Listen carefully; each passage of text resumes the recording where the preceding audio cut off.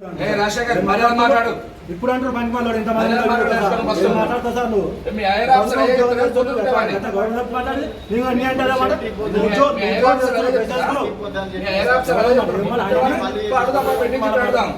ఏం మాట్లాడని చెప్తున్నావు నువ్వు క్లోజ్ చేస్తున్నావు ఇప్పుడు అంటున్నావు సార్ ఇంత మంది ముందు ఇప్పుడు మీరు డబ్బులు ఇచ్చి పోస్టింగ్ తెచ్చుకోరు దానికోసం కక్కుర్తి పడి పని చేస్తారు. అదే 20,000 లక్షలు వచ్చిన పోస్టింగ్ కోసం దానికోసం కక్కుర్తి పడి ఎవరిని పడతా అని ఇబ్బంది పెట్టుడు ఎవరిని పడతా అని హరాస్మెంట్ చేసుడు ఇది మంచి సకాలం కాదు. ఇది సకాలం బలం మీరు డిపార్ట్మెంట్ పరువు తీసుకుంటారు. మీరే మన గవర్నమెంట్ లభ్యత పని చేయాలి. ఇది ప్రజాస్వామ్యం. గవర్నమెంట్ వస్తుంటాయి పోతుంటాయి.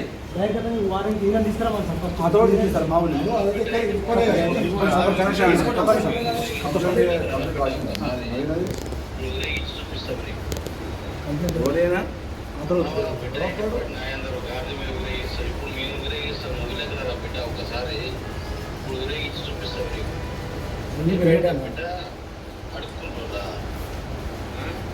అడుక్కుంటాడు దాని తెలుస్తుంది మరి మారిపోయినాక బిడ్డ తర్వాత చాలా పరిణామాలు ఎదుర్కోవాల్సి వస్తుంది నాగబాబు. దీని మీద సుమారు పిటిషన్ మీకు తమ్ముడు గీనే తెలుసు మీరు జాతీయంలో రికార్డు ఉండదు వాయిస్ రికార్డు